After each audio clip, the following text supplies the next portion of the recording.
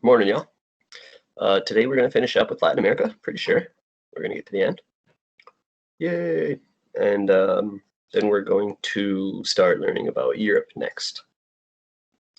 So with no further ado, we'll get started. I think it's going to be kind of a short lesson today, but usually when I say that, it ends up going way longer because I talk a bunch, so we'll see. Anyways, let's get to the lesson. So get rid of all this stuff. And I'm going to also go over the notes with you today and answer these questions with you.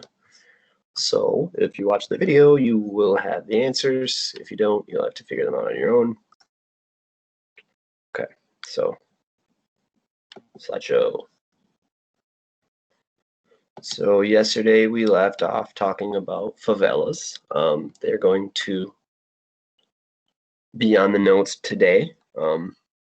So we're just going to kind of do a bit of review. It's the shanty towns, the slum located within or on the outskirts of the city. So when you see that taking a closer look a bit in the notes, you can just write this teal part right here, favelas, and include the definition, slum or shanty town located on the edge of a city. It's a lot of times it's people coming to the city looking for work who cannot afford spaces inside of the city, so they set up these squatter communities on the outskirts. 22% of city dwellers of the 6 million dwellers live in favelas. That's Sao Paulo, Brazil. Here's a photo of it, like I showed you guys yesterday. Really crammed, not easy access, no good roads. It's really a mess in there. A lot of crime, a lot of drugs. It's a lot of murders. Here's a really good picture of just the real stark differences. I mean, that's right at the edge of town. So you could be swimming in this pool, and right next door is one of the poorest ghettos in the world. And you can see every one of these people has their own little private pool. So obviously they're quite wealthy. If you get the view from up here, you get the view of this incredibly poor, dirty shanty town. You can see they got some cars in there, so they've got a way to move around. But you know, if you lived in this house, you got to park your car out here, that kind of stuff. So favelas are very poor, essentially ghettos that exist across Latin America, but you can find the largest ones in Brazil. And one of the reasons that favelas exist is because of this rate of urbanization that's happening in Latin America. A lot of people are moving to cities, and the cities aren't able to grow fast enough.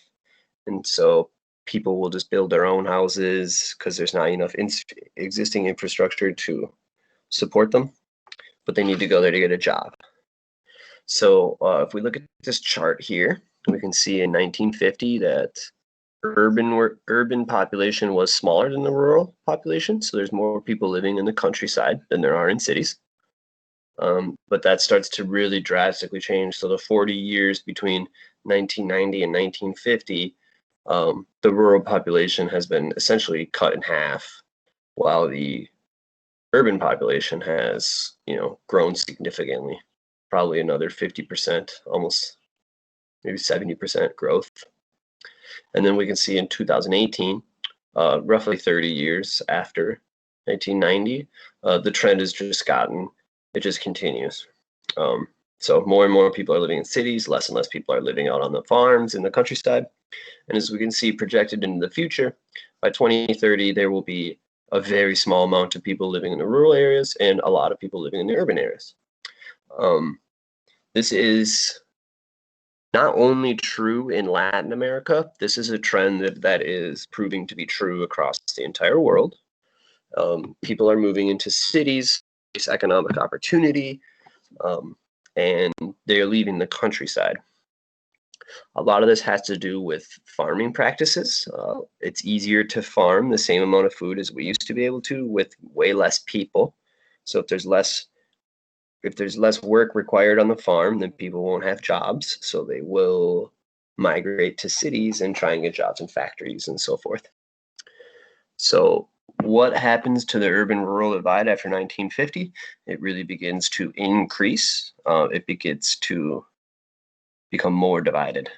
What is the projected percentage of urbanization for 2030? Looks like we're going to be at somewhere around 85 to 90%, perhaps, maybe 80%. We'll say 85%. And how do you think sociologists make those predictions? Well, they predict it by using past trends, right? So they use data that they gather from multiple sources, and they will synthesize that data into a formula that will predict the rate of childbirth in the future, or you know, the rate of urban-rural development. You know, any type of thing that sociologists solve, that's how they do it. They use data. So some environmental issues that we experience, or that Latin America experiences. Sorry, not we. Mexico City has a really bad air pollution problem because it's in a valley. It was built in a lake bed, essentially, so the air doesn't get much circulation and it sits there a lot, which allows pollutants to continue to gather over the city. A lot of residents of Mexico are reporting that they are losing their sense of smell. Some of them have lost their sense of taste just from living in the city. It's caused by the extremely high population of Mexico City. It is overpopulated, 20 million people. The topography of Mexico City. So yeah, so the topography means like the lay of the land, essentially, right? So how the land is set up. So like I said, Mexico is located on a plateau between two mountain ranges and volcanoes. So all of the mountains and the volcanoes just really stop the air from moving, and the pollution gets worse. So there are some solutions that they've come to that they're working on. Preventing vehicles from driving on certain days of the week. Paris has tried this as well with varying rates of success, and they've set some pretty steep goals on reducing carbon emissions. Some people don't think it's possible that the Mexican government's able to achieve these goals, but nonetheless, it's a good goal to set. And they're trying to redesign their city infrastructure to be more energy efficient, buses and trains, things like that. The Chinese have stepped up in a really big way and are supplying electric buses. China is really kind of trying its best to become a country that you go to and buy infrastructure projects for. So they want to be the country that kind of helps the poor world, the third world, build itself up outside of American influence. So do you think these solutions are enough? A lot of people argue whether or not that it'll be enough to stop the climate change that's really devastating Latin America. But that's going to remain to be seen throughout the whole world. And then these are works consulted where we just got information used in this. So anytime that you build something, you want to use a works cited or a works consulted page. So these are where I got my facts from. Let's take a look, see here. What time are we at? 9.5 minutes. Good. We can get this over with. All right. So I had zoomed in. Go to view, zoom. I picked 100% just because it's really close. So the rate of urbanization questions, just write down the questions that were asked, define a favela, and the environmental problem, the causes and the solutions in Mexico City that we discussed. And then we're gonna do these questions. So what are the different regions of Latin America? So this will be from the beginning. We had South America, Central America, and then Caribbean. So the Caribbean islands, Central America, which would be Honduras, Mexico, El Salvador, Guatemala. Those are all Central America, and then South America, of course, is Brazil, Bolivia, Chile, Argentina, so on and so forth. What are the key terms? So I wish I would have said what are some key terms, right? Because I don't expect you guys to write every single key term that we reviewed in this lesson. So some of them would be like socialism. Another key term would be a favela.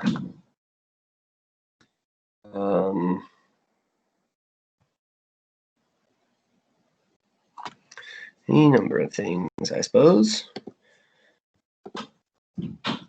That'll probably work for now. I suppose we'll just do 2. Do we want 3? Yeah, sure. So I'll say, oh,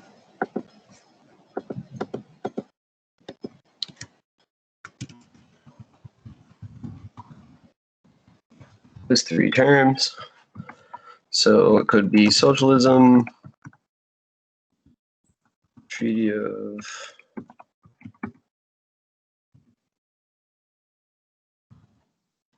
I don't know, that's not how it's spelled, but whatever. And then favela. So I don't really care if you guys have the correct spelling.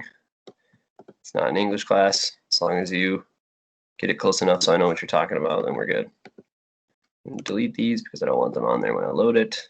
So some environmental problems in Latin America would be like pollution,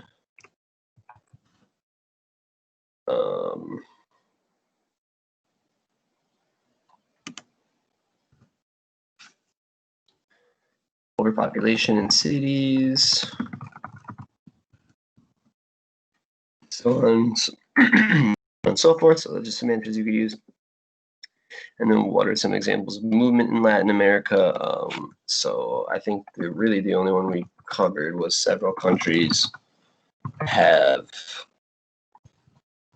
population decrease because of movement.